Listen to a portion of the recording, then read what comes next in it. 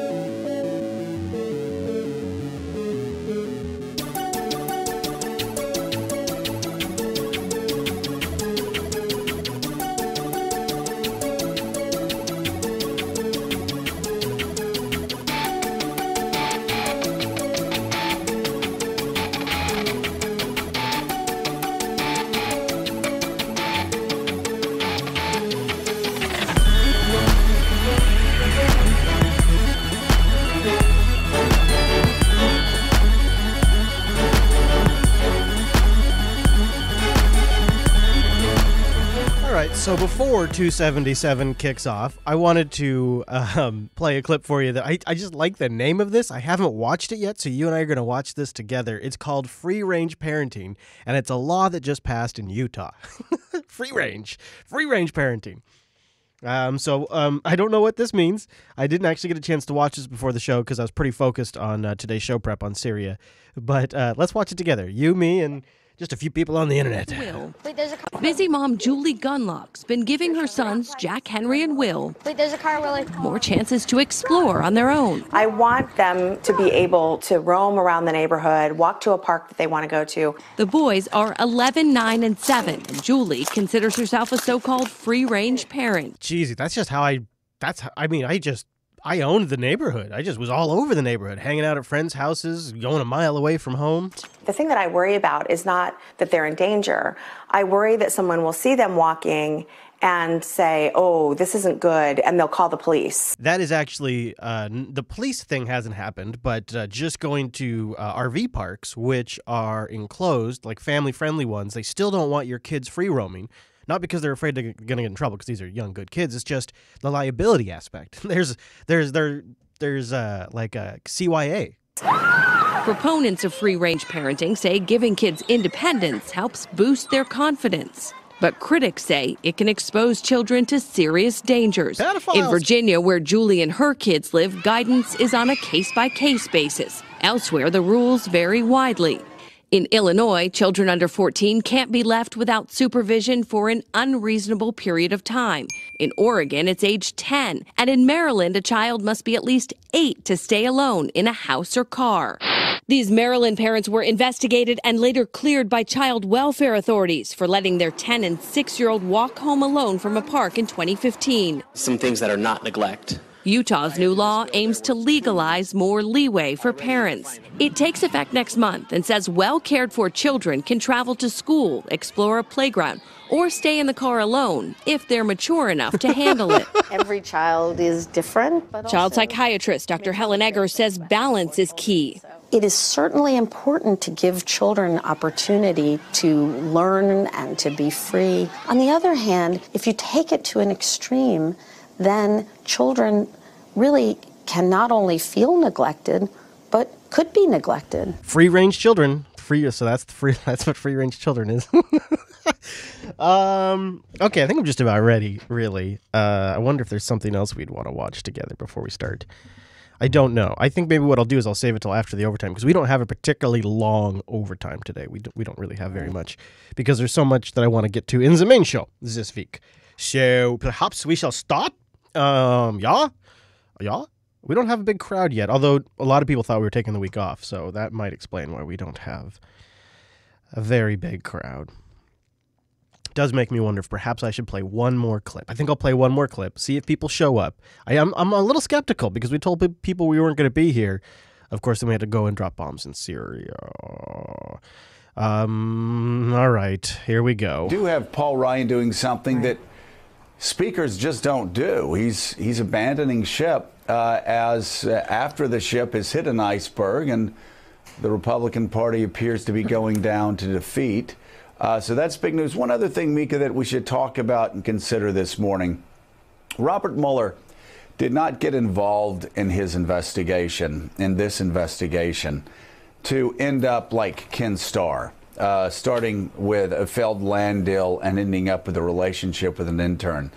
We've been hearing a lot of things over the past 24 hours that the raid against Michael Cohen was about Stormy Daniels or was about a Playboy bunny or was about the Access Hollywood tape.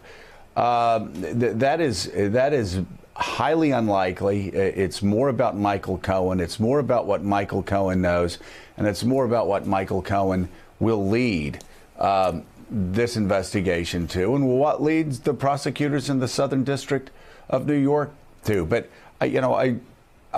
Chris Hayes had it right last night. I think we're going to look back on yesterday as one of the more pivotal days in the Trump presidency. Things happened that are going to impact us, and we haven't even talked about Syria for some time. Yeah. Willie, talk about. Let's go to the tweet desk and talk about the tweet.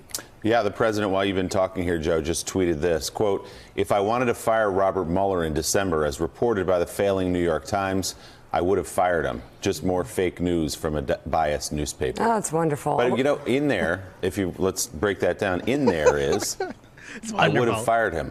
Saying he can. Which I can fire him. I have the right to fire him, which echoes what Sarah Sanders said from the podium of the briefing room 2 days ago, which is that the president and the White House believe he has the legal ground. They've been told by some unnamed legal expert that he has the legal ground to fire the special counsel. It was the same legal ground that told Obama he could drone a U.S. citizen without due process. Same guy. I'm kidding, but you know what I mean. Let's see. Let's see this story here. I can't play this one because of the music that NBC put in there. It's really kind of a shame. It's about the number of GOP lawmakers that are not seeking re-election and kind of why that is. Some historic reasons and other reasons. I think that's probably it. I think we should probably stop there. All right. Let's get this show on the road. Ladies and gentlemen, it is the overtime time. Let's do it. We're going to just do it. I was trying to kill some time, see if some more peeps would show up, but I don't think we're going to have a big crowd today since this was an off the books episode of the Unfilter program. All right, here we go. It is the overtime and it starts in 3, 2.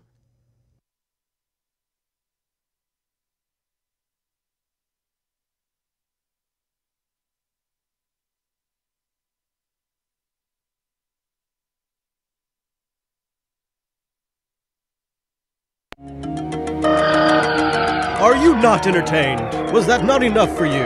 No, that's not enough for me. We got more show. It's time for overtime!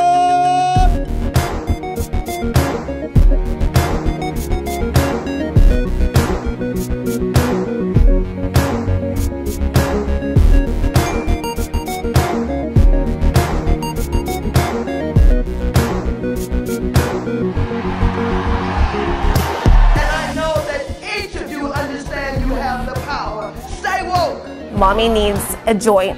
Thank you to our new patrons over at patreon.com/unfilter who signed up to support this here program.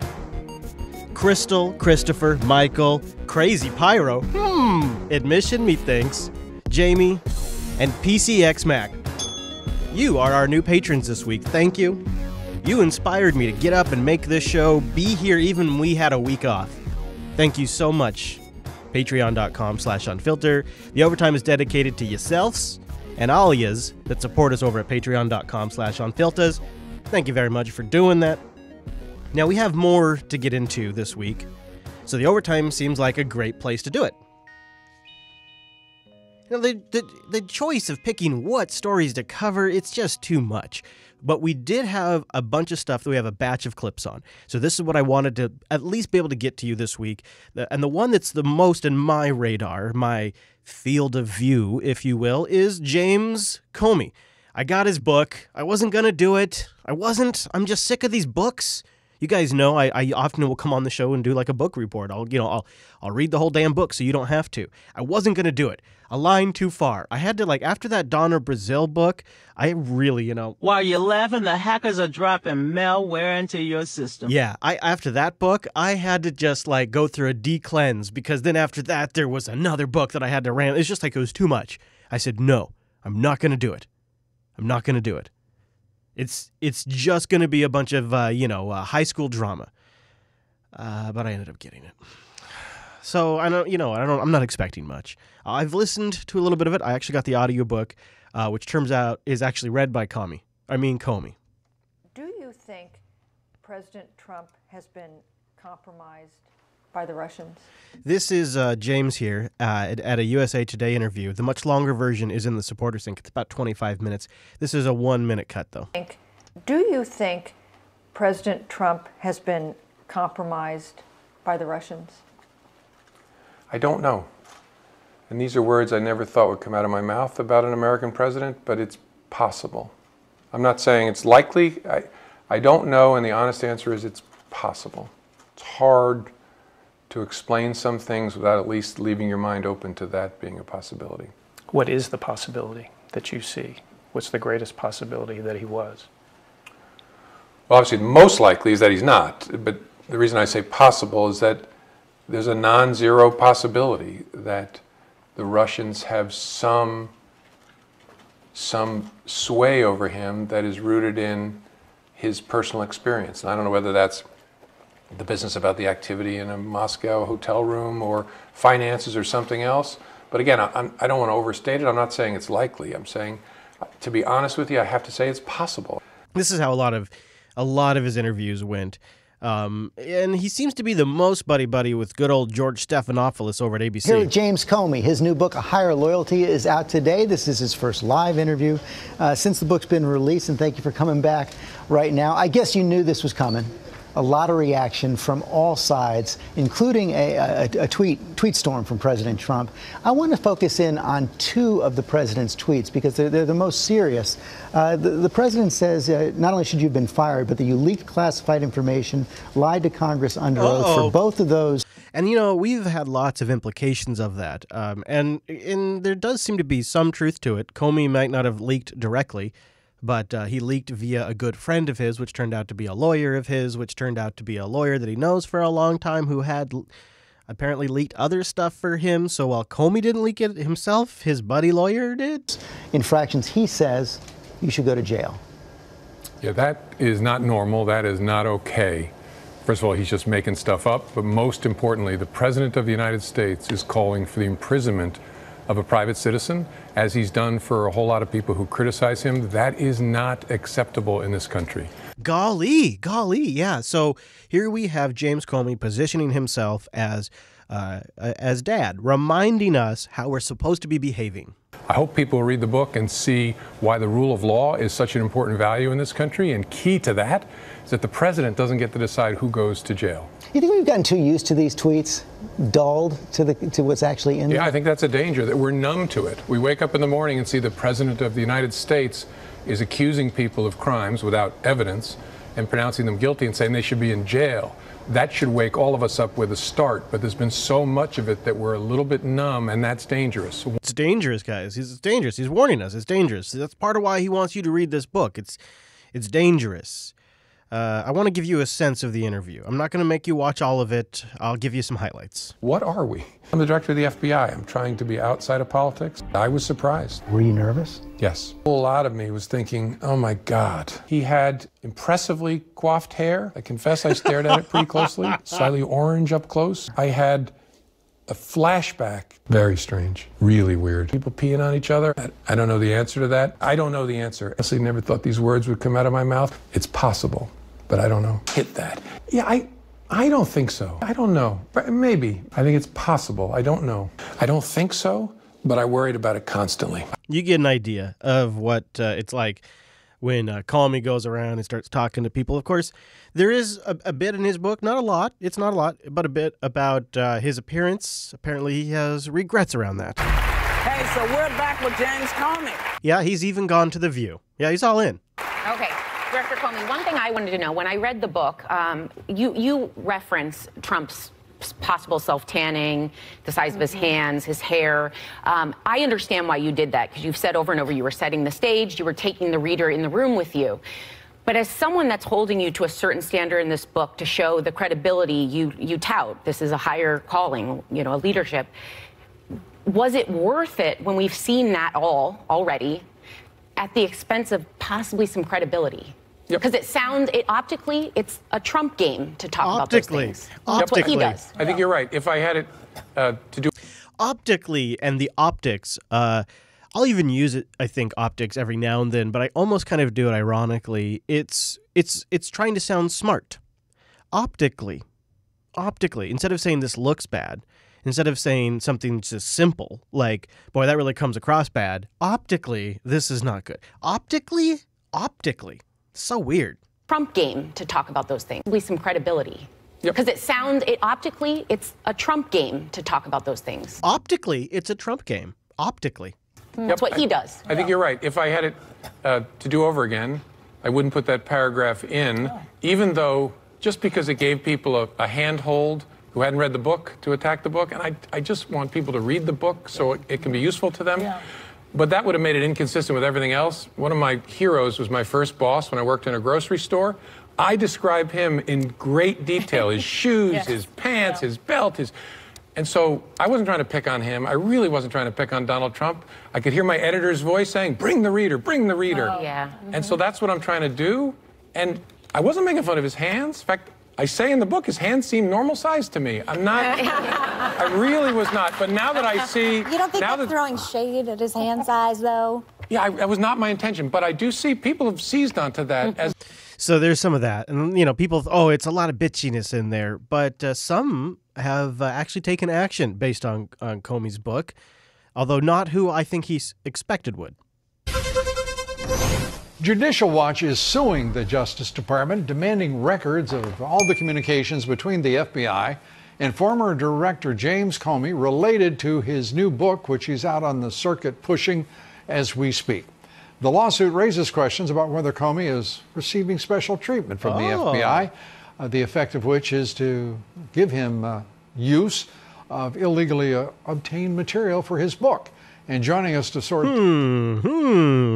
Is he getting special treatment? Is the beloved former FBI agent getting special treatment from those that are still in there? And of course, John Podesta says, oh, look, he's just an idiot. I think he's throwing shade on everybody, but accepting very little responsibility himself.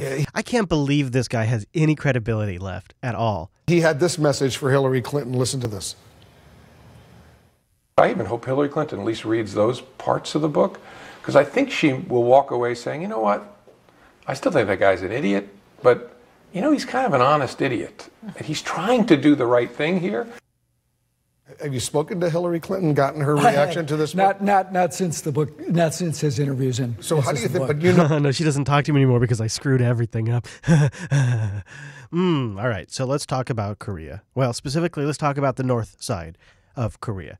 What's this news about the CIA director going down there to meet with Kim? When I heard that, I didn't know what to make of this story. Let me play a clip for you. Stunning news tonight. Word that CIA Director Mike Pompeo secretly met with North Korean leader Kim Jong-un just a few weeks ago. Now, a few weeks ago, he was still clearly the CIA director. What? What? Why when it comes time for serious peace talks does the CIA director go? I'm almost beginning to wonder who runs this place. Oh, God. No. No. Oh, I think it's run by the CIA, man. Director Mike Pompeo secretly met with North Korean leader Kim Jong-un just a few weeks ago. Also tonight, in the middle of confusion over whether and when new sanctions would be imposed on Russia for its role in the suspected chemical attack on Syria, the U.S. ambassador to the United Nations is pushing back in a big way against the White House. Yeah, a little scuttlebutt there is that Trump got pissed that we ejected like 60 Russian quote-unquote spies, and all the other countries ejected like 4, 5, and he was not pleased. He was misinformed at that, and so I guess that's the rumor as to why he's rolling back the next round of sanctions. But the CIA director goes. That seems really, really odd. Of course, Trump's all on board with it. North Korea is coming along. South Korea is meeting and has plans to meet with North Korea to see if they can end the war, and they have my blessing on that. Oh. And his blessing. Oh, well, okay then. With North Korea to see if they can end the war, and they have my blessing on that. And they've been very generous that without us and without me in particular, I guess, you would have to say that they wouldn't be discussing anything, including the Olympics would have been a failure. Instead, it was a great success. You have to say that's because of Donald Trump. You have to say that. They would have had a real problem. Obviously, you have to say. But as you know, North Korea participated in the Olympics and it made it. Really, it was quite an Olympics. It was quite a success. That would not have happened. And they do have my blessing to discuss the end to the war. People don't realize the Korean War has not ended. It's going on right now, and they are discussing an end to the war. So he's saying all that while he's sitting next to Abe. Something tells me that might be why Abe was there too, or at least it was on their agenda from Japan. Let's keep talking about Trump, though. Did you hear the news that Trump pardoned Scooter Libby? You remember Scooter Libby, right? That name probably rings a bell. Take on this breaking news right now. The White House just announcing that it is official. They do, in fact, plan to pardon Scooter Libby. Kelly O'Donnell standing by for us there on the lawn of the White House. Kelly O, for folks who haven't been following this necessarily as closely as all of us, who was Scooter Libby? Why is this significant? Scooter Libby was the chief of staff to Vice President Dick Cheney in the Bush administration, and he was convicted of a handful of counts related to not telling the truth to investigators and the grand jury related to the leak of the name of an FBI officer, Valerie Plame, who has been now well known over the last several years. Today, the president has issued a full pardon. He says that I don't know Mr. Libby, but for years I have heard that he has been treated unfairly. Hopefully this full pardon will help rectify a very sad portion of his life. At issue, one of the witnesses in the case, Judith Miller, who had previously worked for the New York Times, had given testimony about learning the name of Valerie Plame Wilson. She was married to the ambassador at the time who had been critical of the Iraq War. That conversation between... Which is why he outed her. If you remember the context, it was a shut up. A source, Scooter Libby, and the reporter, that she recanted that, saying that she had given inaccurate information. Yeah, and Scooter Libby, of course, was the fall guy for Dick Cheney. And that's really the long tail of this whole story, is this was about Dick Cheney. And why is Donald Trump getting involved? Well, I'll leave that as an exercise to you. I have a suspicion it's a message. It's a message. It's a shut up. Stick with me. You loyal to me?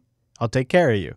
Even if this Russia stuff goes south, I'll take care of you. It might take time, but we'll take care of you.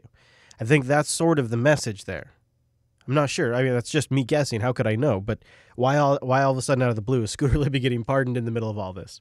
Here's what's brand new at this hour. A federal judge tonight ruling on what was happening all day, what you see on your screen there, a request in court by President Trump to stop the feds from reviewing evidence gathered on his longtime lawyer, Michael Cohen. So that's a loss for Trump. The judge leaving open, however, a possibility that maybe they would have a third party review some of this evidence on Cohen. It obviously relates to attorney-client secrets between him and the president. Another revelation as well today. Cohen forced to disclose that one of his only other clients is actually one of Donald Trump's most high-profile defenders in public and the press, Fox News host Sean Hannity. Hannity, for his part, responding immediately, and he says he never paid Cohen, but he had, quote, brief discussions with him on matters of the law. Now, some of the documents. So Cohen started in the business as a personal injury lawyer, which, are the people, ambulance chasers.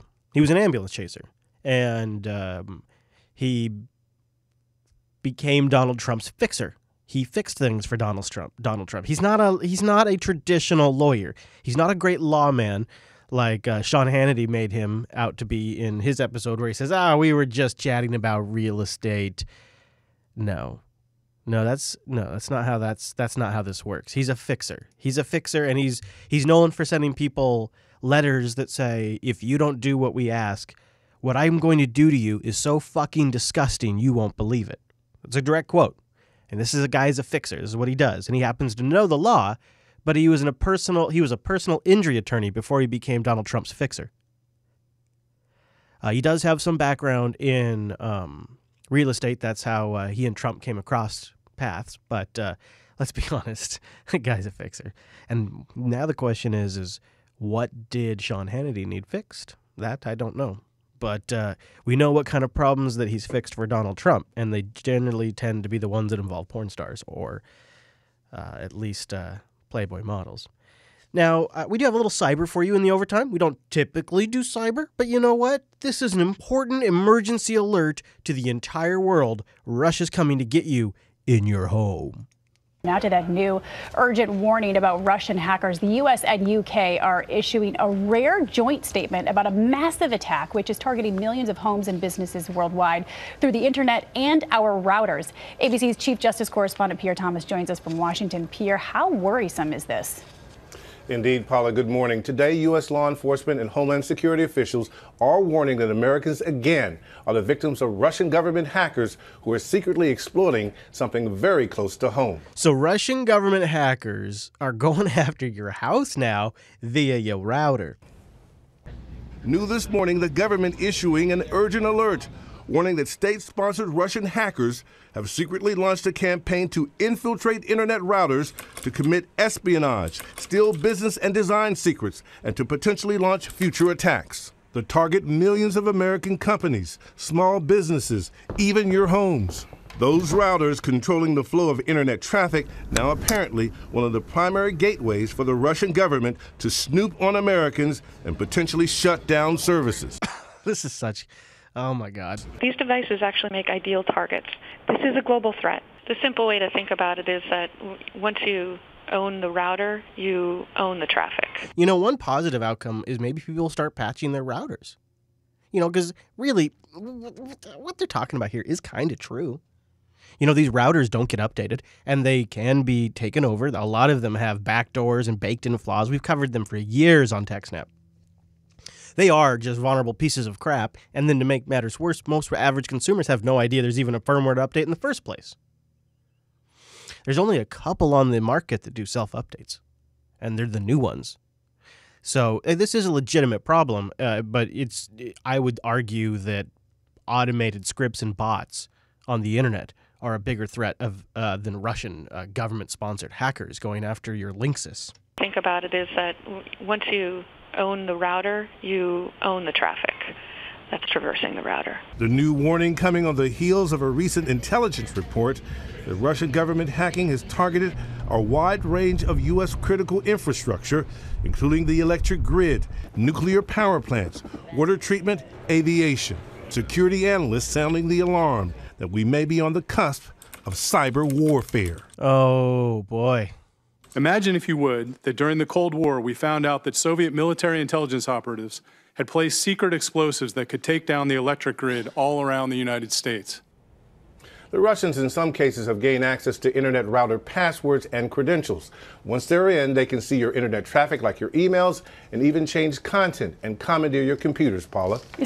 You know, they're so out of touch, the media, with these kinds of stories. Like, they don't appreciate the fact that the real flaw here is that a vast majority of consumers are buying these devices at their local electronics shop or online. They have no experience setting these things up. Why would they? They plug them in and they just use the default logins. And of course, those default logins are documented in user manuals and all over the forums online when people are troubleshooting. So you just simply need to scan the web, find these devices, see if any of them have ports for administration on the WAN side and try to log in. Now, there's things the media could do here if they're not trying to scare you, right? They've left you with no tools. There's no tools they've left you with. They could say, check to see if your router has a firmware update. I mean, that's vague, but that's literally an action you could take, and then you could go to Google and figure it out from there. They could say, make sure that you don't have remote administration turned on your router, and that you're not accepting remote administration from the internet side of your router. They could say, make sure you don't have this popular model. Our research shows that 40% of consumers that have Wi-Fi that set it up in the last 5 years bought this brand of Linksys is no longer being updated. So update your router, buy a new one. I mean, there are tools that they could leave the audience with, but it's just nothing but minutes of fear, fear, fear, fear. Russian hackers, fear, fear, fear, fear. No suggestions, no tools, no edification on what you could do, and really no context either. No context that this is not a new problem. This is not something that has just been recently uncovered by sophisticated 4D chess-playing Russian hackers. This is something that has been inherently a problem with consumer devices that are connected to the internet since we started connecting these devices to the internet. I mean, like, no, none of that. No context, no tools, fear, fear, fear, fear. It's very intentional. And George W. Bush has fears. The media has spent so much time this week talking about Barbara Bush as she's passed away, and they interviewed George W. Bush. And Bush, one thing you got to give him. He may not be the best speaker. He may not be the smartest president. He may not even be the best painter. But George W. Bush knows how to take advantage of any kind of travesty, be it his mother's death or 9/11. And why not? Why not combine the two things together in a George Bush whammy? Here we go, ladies and gentlemen. George Bush manages to use the death of his mom as a chance to teach us about the lessons of 9/11. I shit you not. Really very well. And before we go, Mr. President, as we see what's happening in the world today, from North Korea to Syria, we still have these radicals trying to undo who we are. You might ask yourself, hey, self, why is this on Fox Business? Why is the Fox Business host interviewing the former president about his mom dying on Fox Business? Yeah. What do you suppose that's about? It's about maybe who's going to be the most friendly, who's going to ask the softest questions, who's going to play ball with the Bushes. And of course, why wouldn't Fox Business? They don't have any integrity. They're fucking Fox Business. So they get the interview where Bush gets to remind us about 9/11. From North Korea to Syria, we still have these radicals trying to undo who we are. Your thoughts on what to do and how to respond to what's happening? Well, look, here's the thing. If you go down to our exhibit in the museum, there's a very powerful 9/11 I've exhibit. seen it. There are two of them, here and Ground Zero. People are forgetting the lessons of 9/11. And one of the major lessons of 9/11 is the human condition elsewhere matters to our national security. That sounds like a progressive position. It's in our nation's interest for women to be successful in the Middle East, for example, or for civil society to take hold. Because it's with civil society and people having a say in the future of their governments that the foundation for peace is laid. Now, couldn't you also make that same argument about gay marriage? I think you could make that same argument about abortion. If your argument is that these Western norms must be observed for all of us to get along, i.e. we have to westernize the entire world for us all to get along, that's his argument, then what happens if another part of the world gets really more Western and we're less Western all of a sudden? What happens if America just sort of reverts for a while the rest of the world continues to get more and more progressive? Then should we be invaded? I don't really kind of understand where that logic falls down, but apparently, where that logic holds up, because it falls down to me, but apparently that's the lesson, guys. That's the lesson. I think Alex Jones learned a lesson this week. He learned a lesson. I think we've all learned a lesson watching Donald Trump bomb Syria. We've all learned a lesson, really. But Donald Trump learned a lesson that maybe he has thoughts that he shouldn't share. Donald Trump, yeah, that's true too. But Alex Jones learned a lesson that he has thoughts that maybe shouldn't go on air. And he apparently has dong on the mind. I don't know. He's having some kind of nervous breakdown after Trump bombed Syria. What do you think Roger Stone did? He wanted a beard for Trump.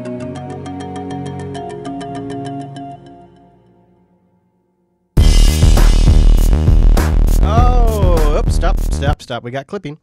I didn't even check the audio. Because you know what? I thought it was already mixed. But no, it is not mixed. Let me hear it again. Oh, it's not.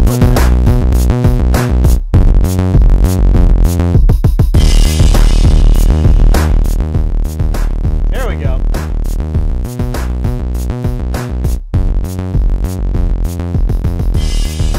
Yeah!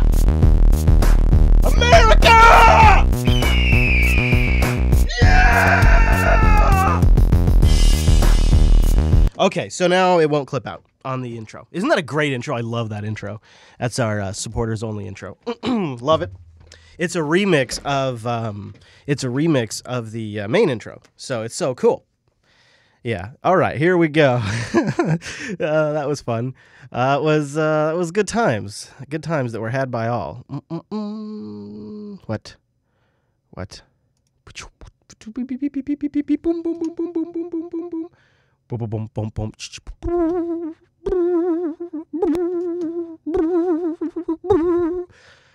Okay.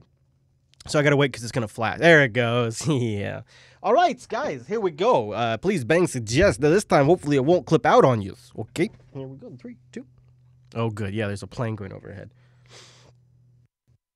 I'm gonna wait for this plane. Sorry. Hey-o. All right. I think it is pissing. It is pissing now. All right. Bang suggest Unfilter 277s. Coming up right here, right now. 3s and a 2s. And a 3s, 2s, and 1s.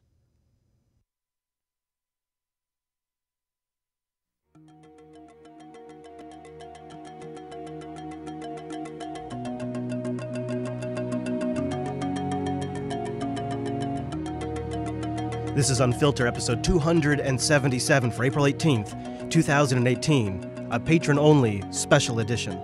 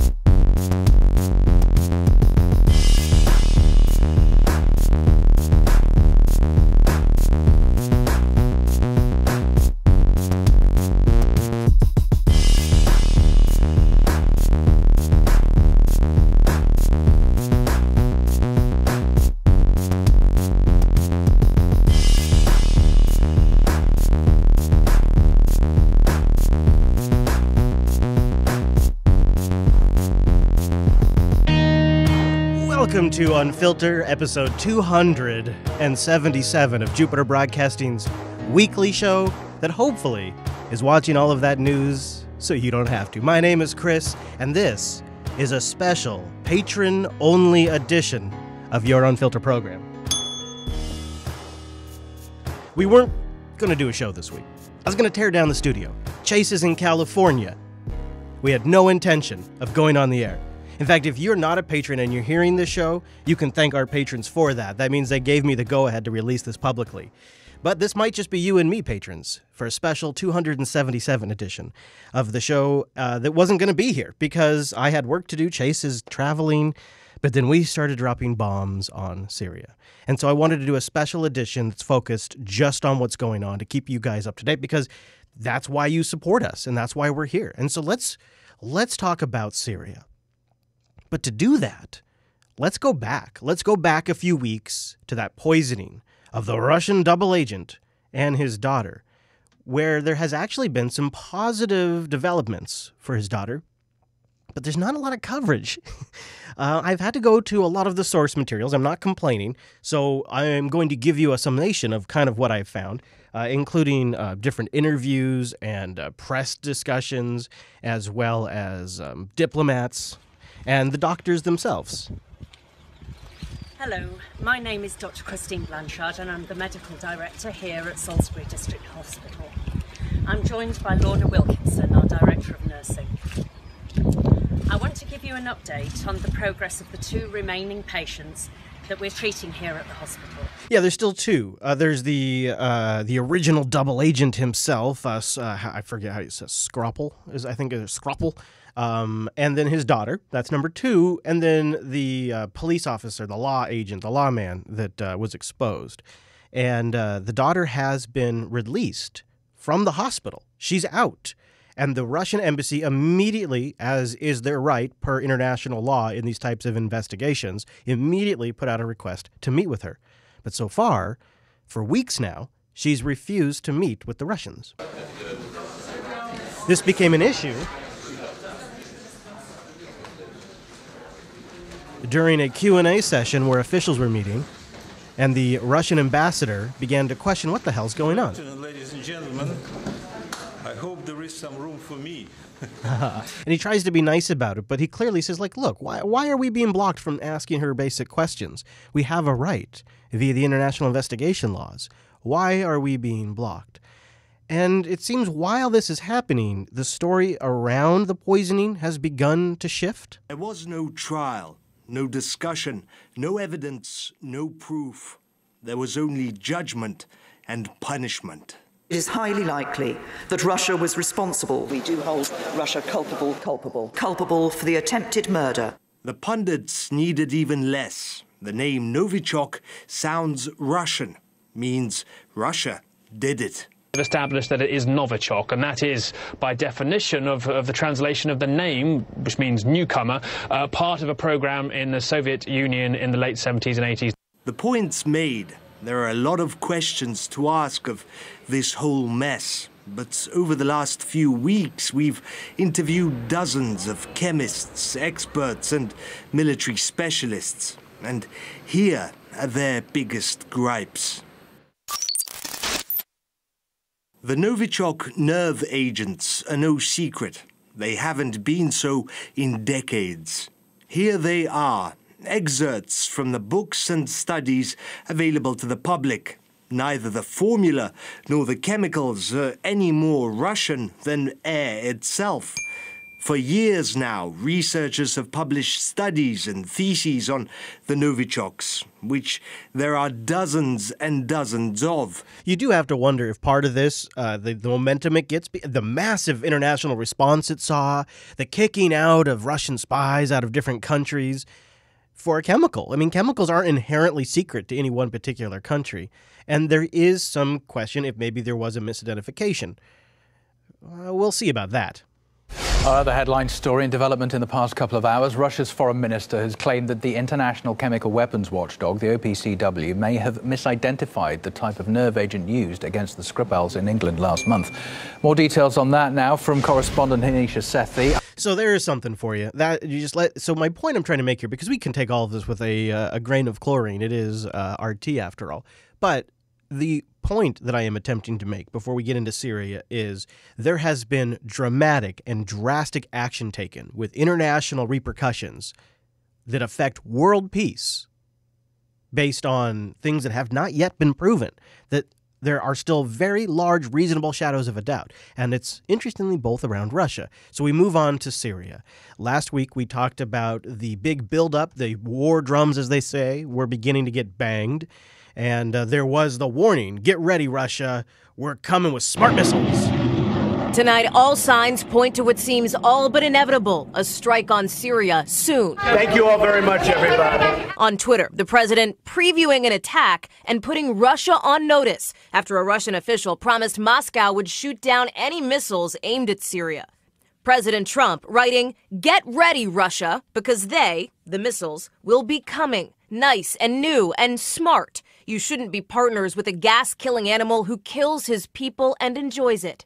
Defense Secretary James Mattis not ready to say for sure the Assad regime is behind this weekend's deadly chemical weapons attack outside Damascus. We're still assessing the intelligence ourselves and our allies. But to the White House and others around the world, it's clear the Syrian dictator's to blame for yet another horrific poison gas attack, targeting people in their homes, including children. Rescuers working frantically to help them. The use of chemical weapons cannot go unchallenged. The UK and France now agreeing on the need to act. So that was where we left it last week. I figured this would move, and it did. And we woke up Saturday morning to the news. My fellow Americans. Actually, this is Friday A short night. time ago, I ordered the United States Armed Forces to launch precision strikes on targets associated with the chemical weapons capabilities of Syrian dictator Bashar al-Assad. A combined operation with the armed forces of France and the United Kingdom is now underway. We thank them both. Tonight, I want to speak with you about why we have taken this action. 1 year ago, Assad launched a savage chemical weapons attack against his own innocent people. The United States responded with 58 missile strikes that destroyed 20% of the Syrian Air Force. You know, it's funny. That chemical attack hadn't really been proven either. Pretty hilarious. Pretty hilarious. So then here's the actual news. Good evening. As we come on the air live in the Pacific time zone, there is breaking news. President Trump announcing a short time ago that he has ordered U.S. airstrikes on targets in Syria, and those strikes carried out with allies Britain and France are now underway. This in response to a deadly chemical weapons attack against civilians in Syria 1 week ago. The latest atrocity in the horrific civil war in Syria, now in its 8th year.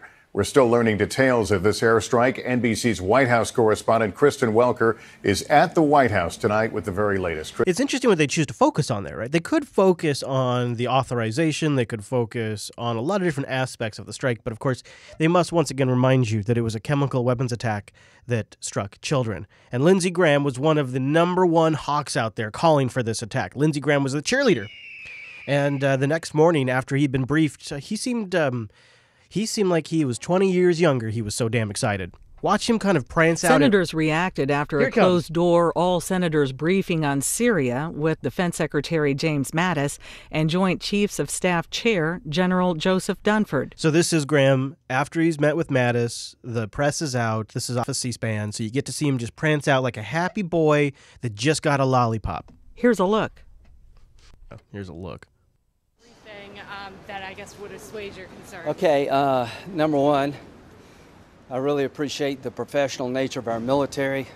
They murder. Those who so performed good. these strikes did a very good job. The strategy is the total destruction of ISIS and combating the malign influence of Iran in Syria. I have a lot of misgivings about whether or not we can accomplish those goals. Uh-oh. It seems to me that the president is going to pull out of Syria as soon as he can. Yeah, that's great. I hope so. And I believe ISIS can never be destroyed unless there's a credible holding force. Oh, boy. And some Americans need to be part of that holding force. We're going to this already? We're already going to permanent force, permanently established in Syria? This guy finally gets his strike.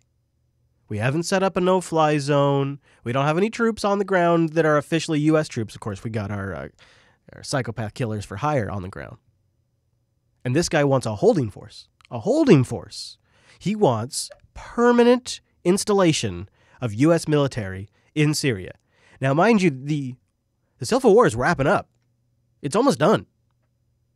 Our guy's lost. And now he wants to send in a permanent U.S. force. Holding force.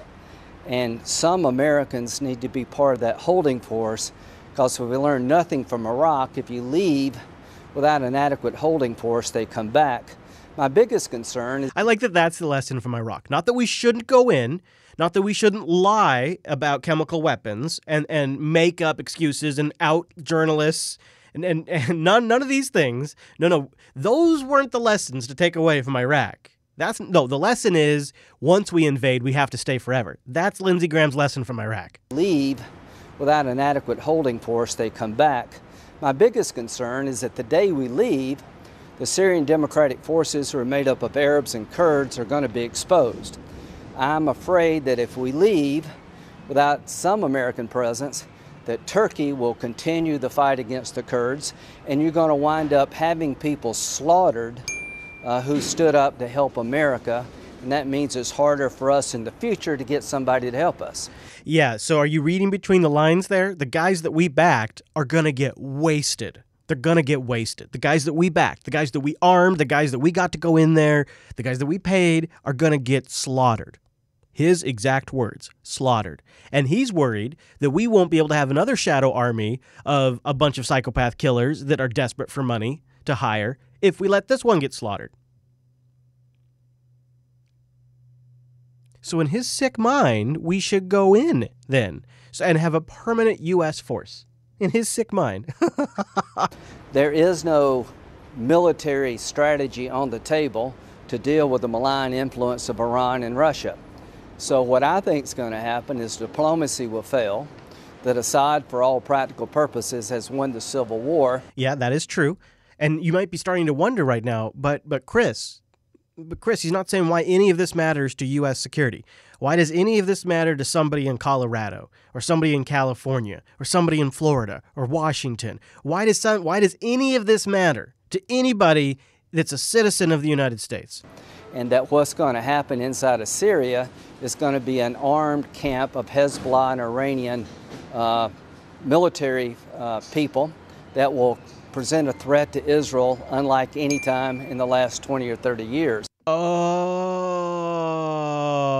that's what it's about.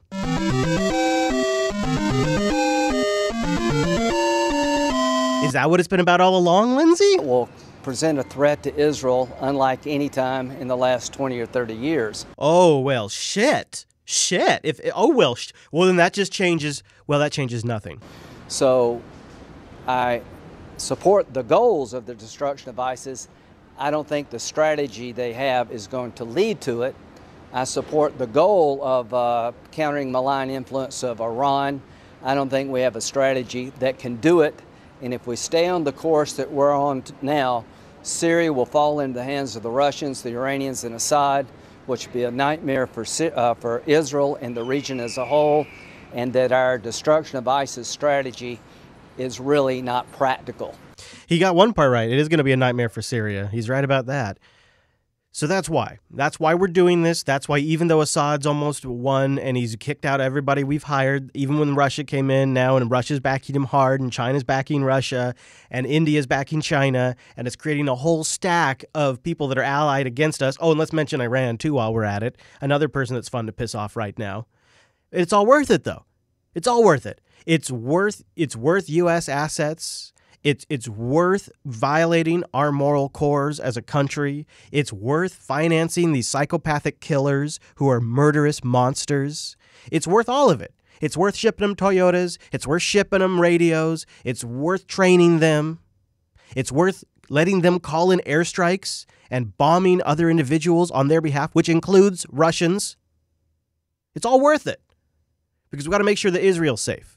There's no line that's too far, apparently.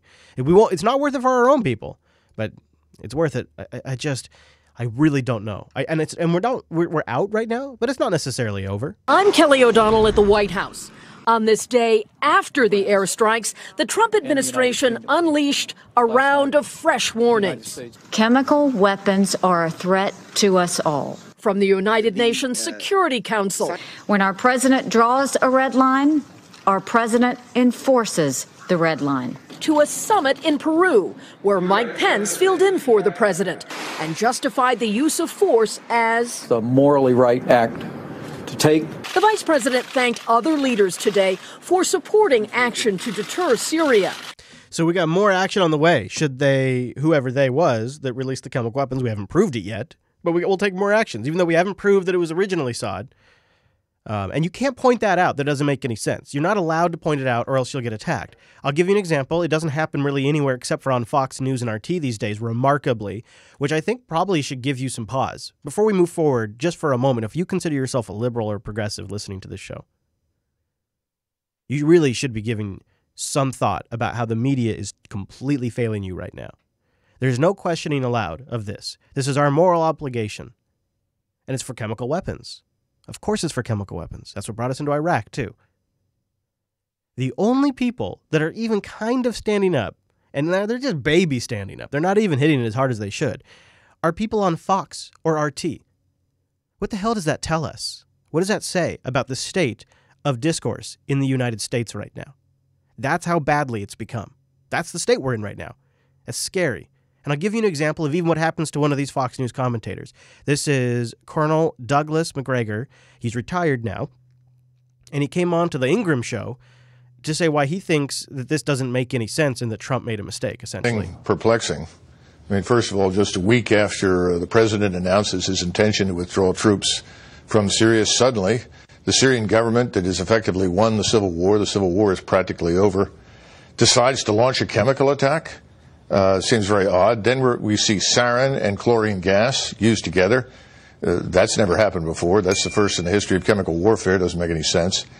Then finally, we said, well, we didn't really inform the Russians, but we know the German press has told us over the last 24 hours of consistent back-channel reports between Washington and Moscow. So I'm quite obvious that we made the Russians aware of what was going on. They got out of the way, and we picked targets that I think, in retrospect, will turn out perhaps not to be what we thought. So I think this is another cosmetic attack that makes the morally righteous in Washington feel good, but changes nothing on the ground. So that's a pretty, I think, sober assessment of the situation, especially for a Fox News commentator. But then on the payroll, Fox News' national security strategist, Sebastian Gorka, comes on and blasts that retired general, who is our general. But this strategist, he knows better. And he just unloads on the guy for daring to question the strategy in Syria. The idea that this is irrelevant to America is so a-strategic, it beggars belief. The president is not an interventionist. He's not going to deploy 160,000 troops like the Bush administration did. But we have to assert our moral clarity. You do not get to use illegal chemical weapons against women and children. And I was in the White House a year ago, and I saw the intelligence. And guess what, Colonel? It was the Assad regime that did it. And when a 4-star retired Marine Corps legend, like the current Secretary of Defense, tells you that we've seen the intelligence and it was Assad, everybody should take that to the bank, and shame on you for questioning General Mattis, retired. Shame on you. Shame on you for questioning. Shame on you for questioning, for raising obvious questions, you former general. Shame on you. That to the bank, and shame on you for questioning General Mattis, retired. Well, I've met General Mattis, and I'm happy to question it because I don't think General Mattis meant what he said. You don't have the clearances, and you haven't seen it, Colonel. Well, you'd be surprised at the clearances that I have. Have you seen intelligence? Have you seen intelligence? Sebastian, will you please calm down for a second? No, it's outrageous. We've been down this road before. We launched cruise missiles not with this in 1999 against not with this president. But one at a time, Sebastian. You can respond in 1 second. This is good insight right here. We launched it against a factory we said was building missile parts in 1999 and connected to Al-Qaeda. It was a milk production facility. We've had so much misinformation. It is absolutely not clear what happened a year ago. I completely reject that. It is to me. You were outside the building. It is not clear to me. Absolutely not. And I have spent my life in the military, and I have seen intelligence manipulated repeatedly over the last 26 years. I'm glad you know better than this president and his Secretary of Defense. I think that President Trump needs to listen to the 50 million Americans who voted for him. They did not vote 60, for this, actually. And they didn't support this. I'm glad you speak to all Americans, Colonel. I'm glad you've made yourself the spokesman of 60 million Americans. That's very modest of you. So that's what happens when you go on the air and you speak out about the war in Syria. And then you have the independent, quote unquote. I'm not so sure if that's the correct label to use for Alex Jones, but you probably saw Alex Jones completely losing his crap. Alex Jones went from a confidant of Donald Trump's to an outsider because of the bad publicity it brought Trump, and he dropped him hot. And now, which I think hurt Alex's ego, but he stayed loyal. That's what you do if you want to win Donald back. You stay loyal. But I think he's not staying loyal after bombs dropped in Syria. This is a remarkable moment. This is before Alex Jones goes on the air. One of his staff was streaming like on Periscope or something and captured this moment. Live on Twitter? I'm live on Twitter right here. And all right, this it's was Friday about to go night. live. We just did 34 hours live. We're getting ready to go live on the main feeds on InfoWars. It's a freaking emergency. Trump is absolutely crapped all over us. He's been totally compromised, blackmailed. There's no damn doubt about it. And we got Zach, our intel source from Space Command, Geospatial Center, joining us. Let's kill that Mattis feed. Okay. You know, Trump did this on Friday night and only hit like 5 targets instead of 70 as some type of appeasement to the globalists and everything else. This is total horse shit. So now watch, he's going to start losing it here. Look, I'm going to straight shoot you. Trump did good on TPP and everything else. This is BS, man. I mean, the damn rebels are Al-Qaeda, ISIS. They launched the chemical attacks. They've been caught 3 times before. And I'm not going to sell out my morals for fucking Donald Trump. God damn it. See, I can't even go live. I'm so fucking pissed right now. Why don't you just kill that feed? Just go back to another live feed, dude. Okay. Just kill the fucking feed. Right. Just kill it. Just fucking kill it. And let's. Mommy needs a joint. Yeah, there's a lot of different reactions, and your good buddy Tucker Tuckerson is still continuing to say, well, who's really behind this? This still doesn't make any sense. He's still pushing it. Well, on Friday, as you know, we launched a bunch of missiles in Syria. We still have a number of troops on the ground there. The question is why? What is this about? Well, the story is that the Assad government used chemical weapons against its civilians, and it's possible that that happened, but it does seem odd. Assad's forces were on the brink of victory, and a chemical weapons attack only hurt his position internationally, so why would he do that? Senator Rand Paul recently made the same observation. Watch. I think this is a real question, and I think that Assad is either the dumbest dictator on the planet Earth or he didn't do it. Because you think about it, they've been winning the war for over a year. The only thing that galvanizes world opposition to the Assad regime, the only thing that gets us involved at all is the use of chemical weapons. So what do we really know about this? What questions should we be asking? What questions should we be allowed to ask without being attacked as foreign agents? Peter Ford is the former British ambassador to Syria. So this guy comes on the show. I know you know me. I never really play these interviews because they always tend to just go off into the weeds. But this guy has a different perspective. He's a former British ambassador to Syria. So let's just hear him out for just a moment, and when we start to get bored, I'll kill it. He works for a group that has been described as pro-Assad, though he can describe it himself, and he joins us now. Mr. Ambassador, thank you for coming on. So tell us... Thanks for having me. Since you do know a lot about Syria, and you're a fluent Arabic speaker, and you follow this carefully, what do we know? What does your government know? What does our government know about the genesis of this chemical attack? It's not certain by any means that it was a chemical attack. There are reports from Western journalists who were in Duma yesterday, reports that they could find no folks who would confirm that there'd been a chemical attack. They went actually to the hospital where those videos were filmed. They spoke to doctors, named doctors, so this can be checked, who said that there was no chemical attack. What there was an ordinary bomb attack that had people streaming into the hospital with smoke inhalation problems. And what happened then was that the white helmets, that's the jihadi medical auxiliaries, started shouting gas, caused panic. Then everybody went into gas mode. They started with the hoses and the inhalers. Meanwhile, it was all being carefully videoed and put out by rich Arab country propagandists. And there's a distinct possibility that we have been deluded. Yeah, the very sources that the information about the chemical attack came from are the sources that have been arming the rebels against Assad. That's a little suspicious, so we just need to wait. I'm not saying that there wasn't a chemical weapons attack, although that seems like the most likely.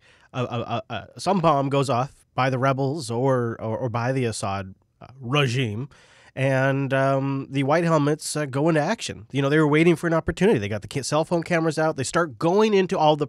How would you know the difference between them going through all the processes of washing people and there actually being a chemical weapons attack when you're watching through cell phone video that's coming out over Twitter?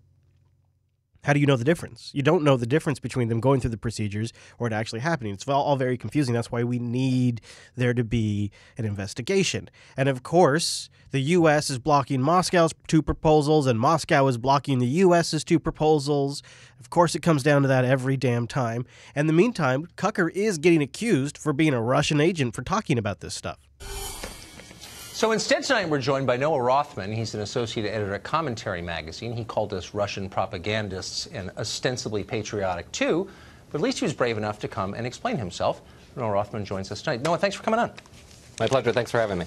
So we have legitimate kind of news on this story. This comes from Reuters. The defense secretary was just asked specifically the question essentially that we asked on Monday, the one that you called us traitors for asking, which is, do we know that Assad was behind the gas attack? And this is what the Secretary of Defense just said, quote, "We're still assessing the intelligence, ourselves and our allies. We're still working on this." So as with the gas attack last April, the Secretary of Defense, who would know, has not confirmed that we know the Assad government did it. So why am I unpatriotic for asking the same question? Well, let me say at the outset, I have not called you a traitor. I did not call you unpatriotic. I would not question. I have it right here. You called me, and I'm quoting, an ostensibly patriotic American opinion maker who is advancing the geopolitical narratives in defense of a blood-soaked regime that threatens American interests. I'm not attacking you. You were attacking me for asking the most basic of all questions. Look at that guy's stupid fake face. And Tucker's got him. Turns out that the Secretary of Defense Well, I believe your questions deserve to be answered, but whether you know it or not, you are advancing pro-Assad narratives, and you should check out Iran TV, Press TV, and the Kremlin-funded network RT to see the favorable coverage you are receiving. I don't believe you're doing that intentionally. No, but hold on. That's irrelevant to the question. So let's answer the question. I don't seek that coverage. The Secretary of Defense has been asked. Anyways, so he gets called a Russian for covering that stuff. I guess that would be us, too. I guess we get labeled that way, too, if we were large enough. Isn't that the dream? Get successful so that way you can get called a Russian. And across the pond, people are casting a little more doubt. It's a little more common to doubt this entire action. Yes, President Assad is in the process of winning this civil war. This is former First Sea Lord, Admiral Lord West. And he was about to take over and occupy Duma, all that area. He'd had a long, hard slog, slowly capturing that whole area of the city. And there, just before he goes in and takes it all over, apparently he decides to have a chemical attack. It just doesn't ring true. It seems extraordinary because clearly he would know that there's likely to be a response from the Allies. What benefit is there for his military? Most of the rebel fighters, this disparate group of Islamists had withdrawn. There were a few women and children left around. What benefit was there militarily in doing what he did? I find that extraordinary. Whereas we know that in the past some of the Islamic groups have used chemicals, and of course there would be huge benefit in them labelling an attack as coming from Assad, because they would guess quite rightly that there'd be a response from the US, as there was last time, and possibly from the UK and France. Is it fair to say, though, that you're looking at this from the point of view of strategy and tactics rather than any evidence? Absolutely, although we do know that the reports that came from there were from the White Helmets, who, let's face it, are not neutrals. You know, they're very much on the side of the disparate groups who are fighting Assad. I know. Does this hurt your brain because he doesn't have a Russian accent and he's saying something that is apparently a Putin talking point? Because he's a retired admiral. He probably doesn't know what the hell he's talking about, right? Neither does that general or the colonel that we heard from earlier. What do these guys know? And also the World Health Organization, doctors who are there. And again, those doctors are embedded in amongst the groups, doing fantastic work, I know, but they're not neutral. And I am just a little bit concerned because as we now move to the next phase in this war, if I were advising some of the Islamist groups, many of whom are worse than Daesh, I would say, look, we've got to wait until there's another attack by Assad's forces, particularly if they have a helicopter overhead or something like that and they're dropping barrel bombs, and we must set off some chlorine because we'll get the next attack from the Allies. And there's no doubt that if we believe he's done a chemical attack, we should do that. And those attacks will get bigger. And it is the only way they have got, actually, of stopping the inevitable victory of Assad. Exactly. And much better for some gentleman with a British accent to say it than me. Of course, there's another one out there. Mr. Corbett says that, look, I just was listening to the Unfilter program, and this host on there, his name's Chris, he made a really good point in episode 276. And so he then goes ahead and repeats it in a bit of a public setting. The overwhelming humanitarian catastrophe due to the civil war in Syria is absolutely indisputable. But the Foreign Secretary said yesterday these strikes would have no bearing on the civil war. And the Prime Minister has reiterated that today by saying this is not what these military strikes were about. And Mr. Speaker, does, for example, the humanitarian crisis in Yemen entitle other countries to arrogate to themselves the right to bomb Saudi airfields or their positions in Yemen, especially given their use of banned cluster bombs and white phosphorus? Mr. Speaker, 3 United Nations agencies said in January that Yemen was the worst humanitarian crisis in the world. So will the Prime Minister today commit to ending support to the Saudi bombing campaign and arms sales to Saudi Arabia? Yeah, exactly. If what they're doing, what Assad, if he did it, is doing is so bad, then we have to pull out of our support with Yemen. We have to.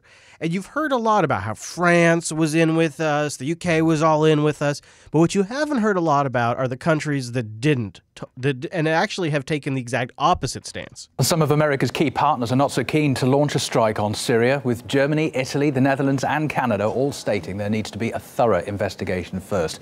Peter Oliver has the details. So there you go. So that's a pretty good list there. I don't know if he rattled them off pretty fast. What do those Canadians know, right? Canadians. Right now, ladies and gentlemen, none of that matters because we have a much bigger war on our hands. It's the information war that now Russia has launched, a 2,000% increase, the Pentagon says, in Russian bots spreading misinformation about Syria. I might be one of them. The hottest front line in the conflict between the U.S. and Russia may not be in Syria. It's a war of words over what's fact. Real news, not fake news. And what's fiction.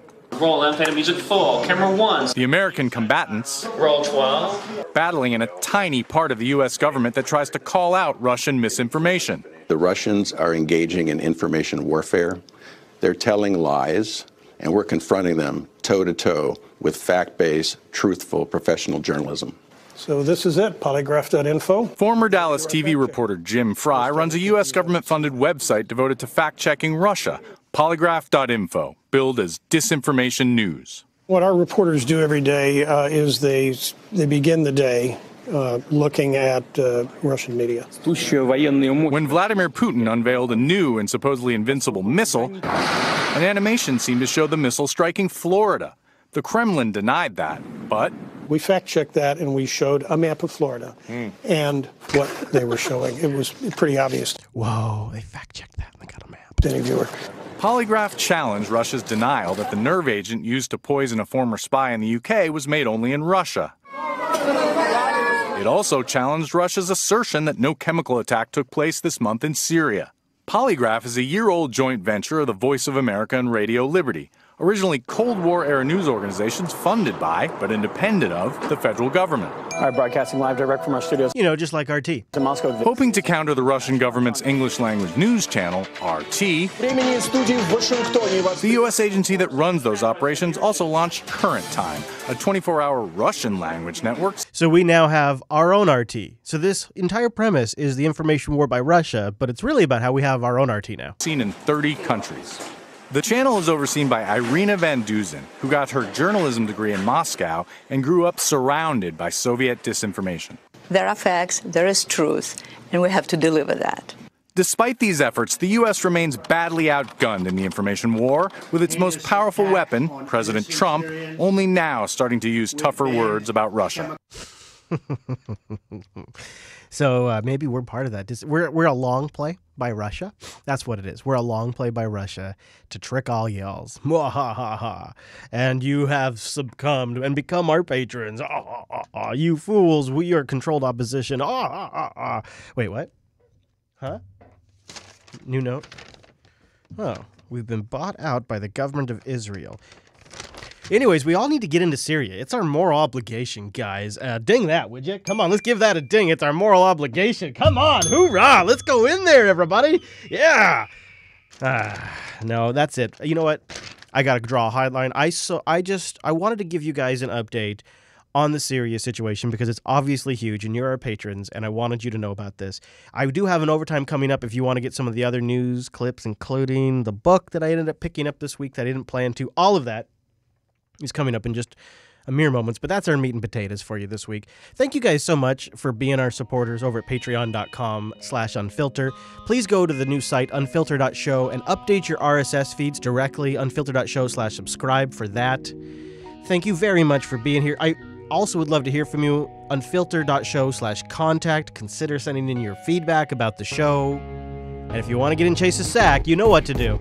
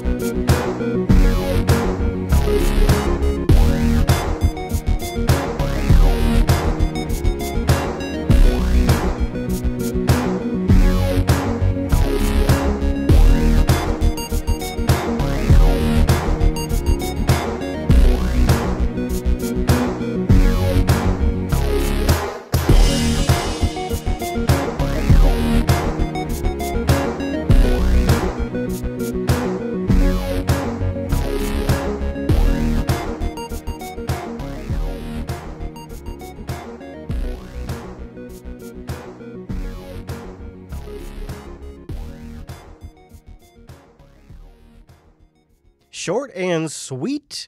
The whole one will probably be, I don't know, just over an hour and change, I would bet.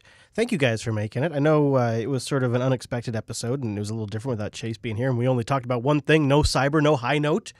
So it should be pretty easy to title, right? Short, concise. Huh? What do you think? jbtitles.com. Let's see if we can't name this thing. And then I can get it turned around and get it posted to our patrons. Yeah, thank you guys for being here. I appreciate having some of you here, even though we told you we weren't going to be here. Whoa, Ronald, take it down a notch. Take it down a notch. No. Even though we told you we weren't going to be here. So, moral operandi, Assad, the next Saddam. That's not bad. Stopping Syria's success.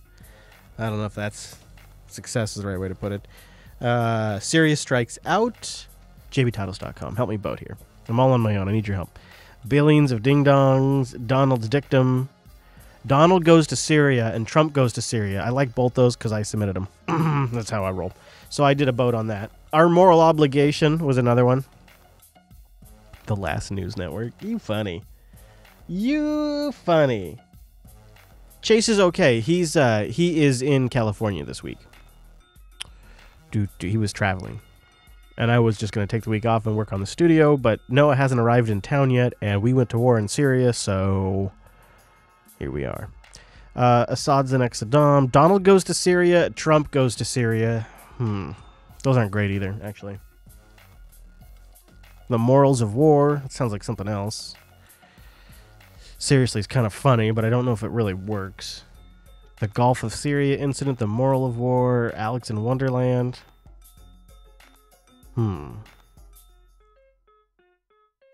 Our moral obligation. It's not bad. YayBtitles.com. YayBtitles.com. All y'alls, YayBtitles.com. All y'alls, get over there. YayBtitles. Go boat.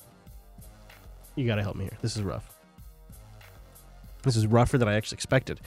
I figured with a single topic, for God's sakes. I just figured. I mean, for God's sakes, chat room. Rockets over Syria. It's not bad.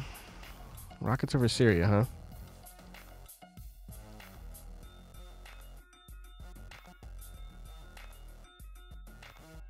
Nobody's business. Donald Sticktum. Free range kids. James Comey. Donald goes to Syria is moving up a little bit, but I don't really like it that much. Bing, bing, boom. That's good. If that Bing Bing stuff was in the show, that's just in the live stream, though. It's not in the actual show. Rockets rain down democracy. Democracy comes to Syria was, I think, my suggestion last week. What did we call it last week?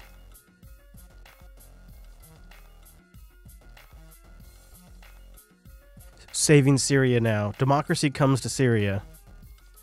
Yeah. Bing over Syria. New wars, old man. I say to that. Why is it hard? Why is this so hard tonight? Well, okay, so what happened? We went to war in Syria. From U.S. with love.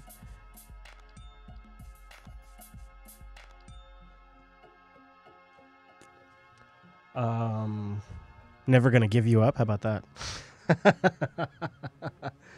Never gonna. Well, the rest doesn't work. Never gonna give you up. Can't quit Syria. How about that? No, it sounds pro almost.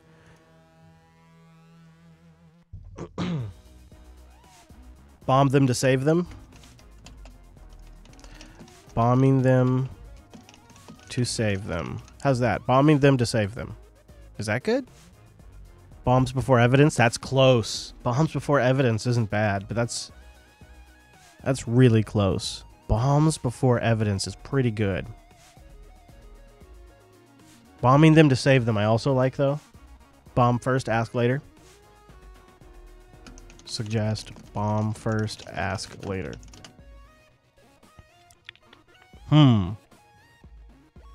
Yeah, I know. I see seriously up there tokening, but I just don't know if it actually works for... It's a little too on the nose for something that's pretty fucking awful. You know? Just a little... What are you saying, right? You know what I'm saying? I like it. It's clever, but you know what I'm saying? Like, it's a little, psychopathic. What? Bomb first, ask later. Bombing to save them. Bombing for Jesus. Bombing for freedom. Yeah, that's good too. Suggest bombs for freedom. Yeah, I don't really like that.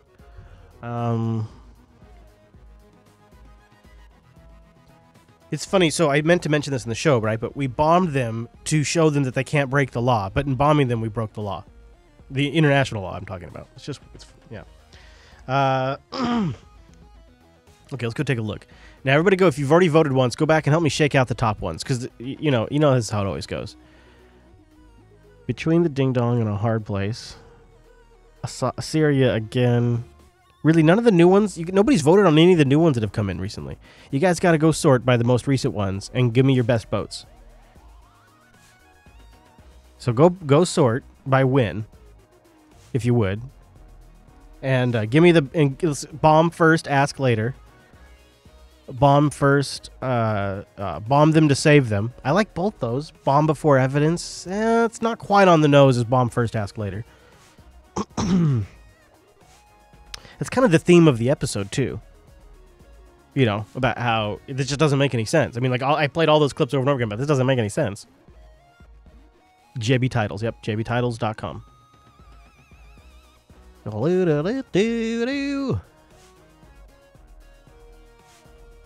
Bombs over reasons also pretty good. That's pretty good. I think bomb first, ask later is winning for me because it feels like that's more of a theme of the show. You know what I'm saying? You know what I'm saying, dogs? Could you imagine if I actually called you guys dogs? Like, what's going on, dogs? What's going on, dogs? What you up to, dog? Could you imagine if I talked like that? That'd be really bad. I really sound like an idiot. Bomb first, ask later. Bomb first, ask later. Yeah, I think we're going with that. I think that's going to be it. What do you think? It's starting to pull ahead, too. It's got 6 boats. That's not bad. I'm gonna sort by the boats and see how we're doing, because right now I'm sorted by win. Oh, it's our top. Okay. All right. After I've berated everybody long enough, we seem to be coming to some consensus. Mine. No. No, thank you, guys. I think we'll go with bomb first, ask later. That's pretty good. All right. Well, there you go. There's the show I didn't plan on doing. Didn't expect to do, but we producer Matt and I are always going collecting clips all the time. So we had the clips, and, this shit's just nuts. So I'm going to ask the patrons. I'll ask the patrons if they're okay with me releasing this show to the public, and if they are, I'll release it to everybody. Otherwise, you guys just got a little exclusive part of a limited club. Either way, you're part of a limited club because we're hanging out and doing the show. So I really appreciate you coming. Always, there's only a few shows I do live now. Like 3, and this is one of them. So it's nice to have some of you guys show up. Because, it's fun. And if you weren't here, I don't know why I want to do it. That's all. Don't want to get emotional about it, but I always cry. All right. Goodbye. Goodbye from JB1. Look at that. I don't know if you can tell, but we still have daylight. We still have daylight here. So I'm getting out of here while there's still actual daylight. It's pretty good. Thank you very much for making it. I'm going to scoot. And Chase should be back next week. We will have Tech Talk later in the week still coming out. And I may try to get Noah to join us if he's in town by then. All right, guys. See you later.